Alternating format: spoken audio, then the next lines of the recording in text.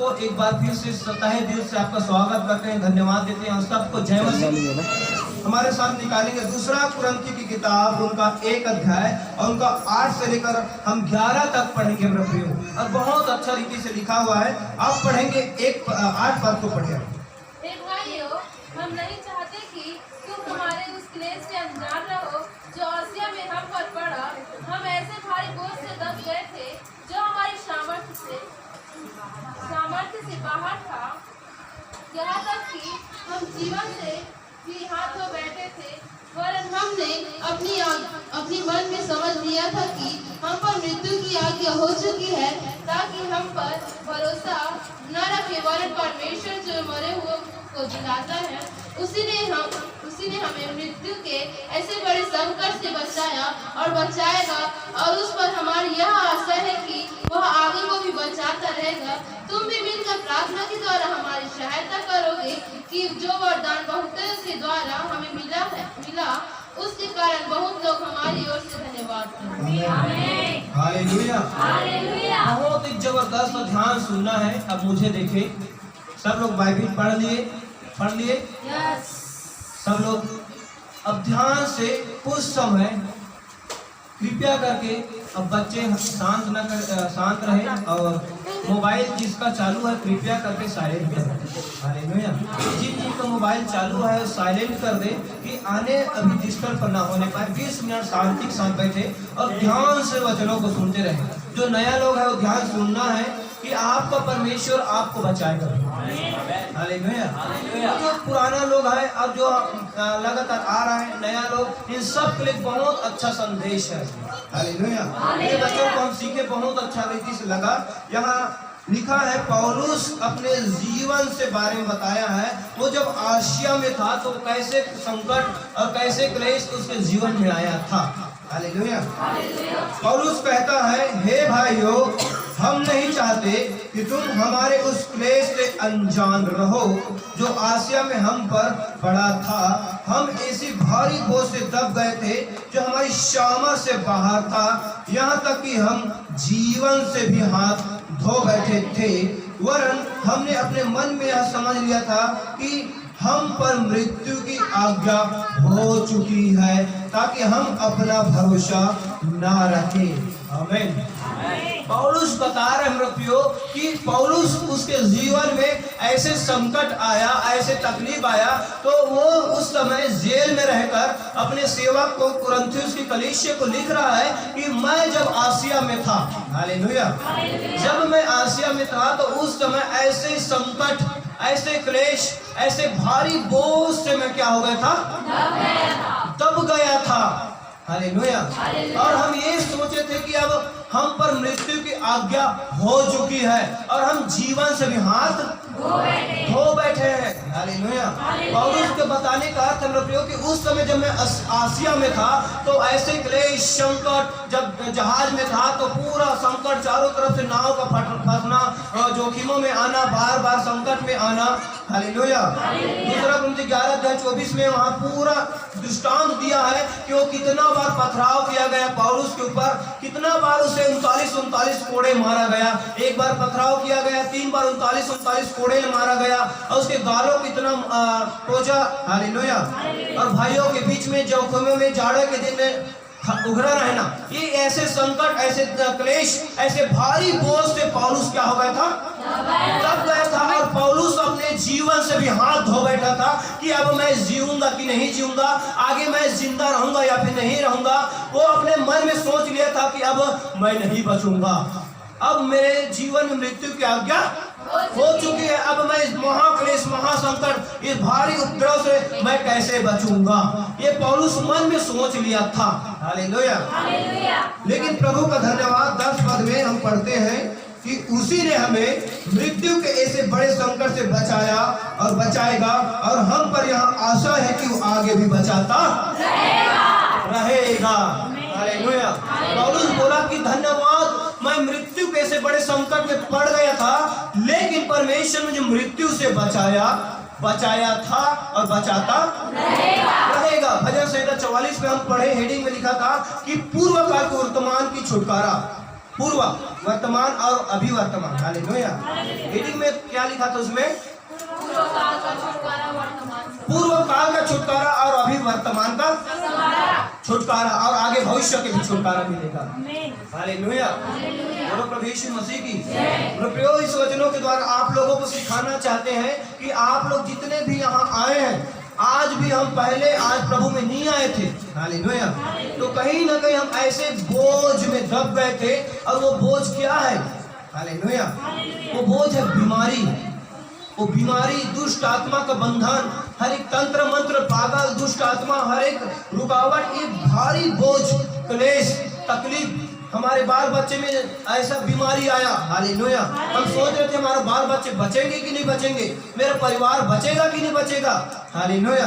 हम ऐसे बीमारी में, ऐसे पेट के दर्द, ऐसे सिर के दर्द, ऐसे आंख के दर्द में, तकलीफ में हम दब गए थे। दुष्ट आत्मा के तंत्र मंत्र में, जालों में फंस गए थे।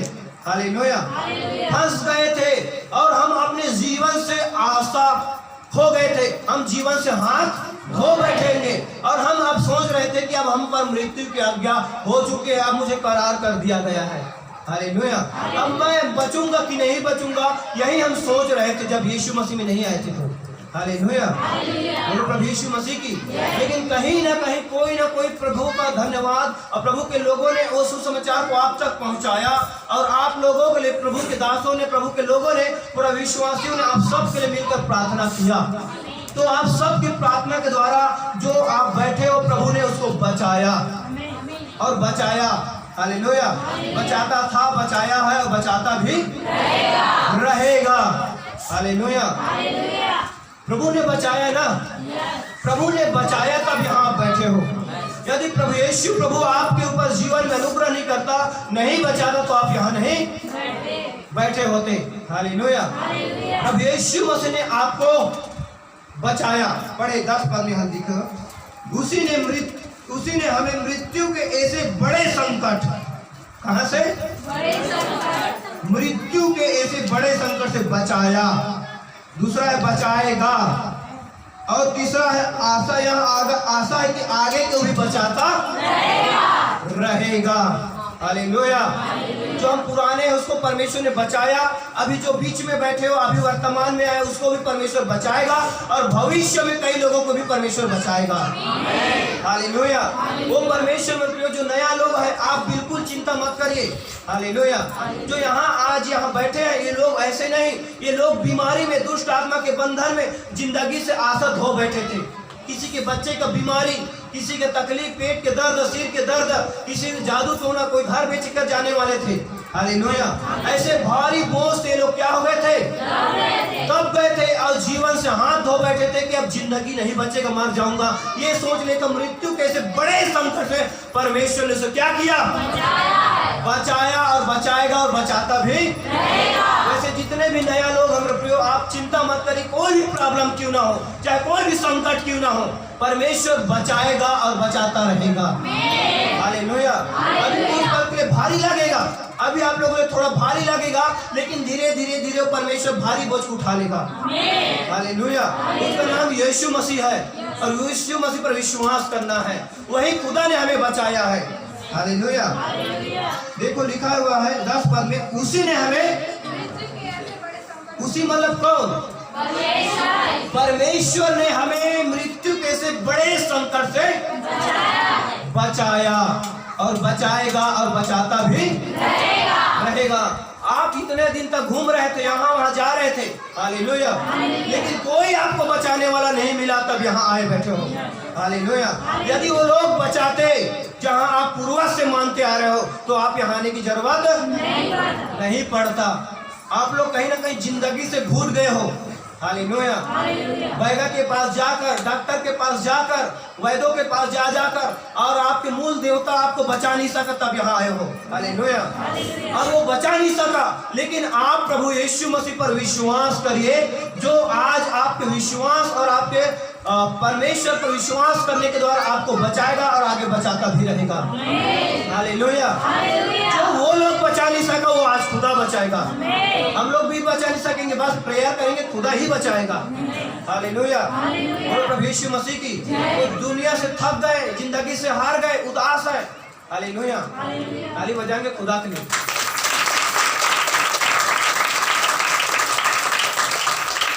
होना नहीं ना? हालेलुया। जब भी ताली बजाने के लिए बोल रहा हूँ मतलब समझ जाना कि एक आत्मा को बचाना है। मतलब आपकी ताली में एक आत्मा बच रहा है तो कितना बेस्ट है। हालेलुया। और जब वचन सुनते रहते हो शैतान भी आंख में आकर झूल जाता है।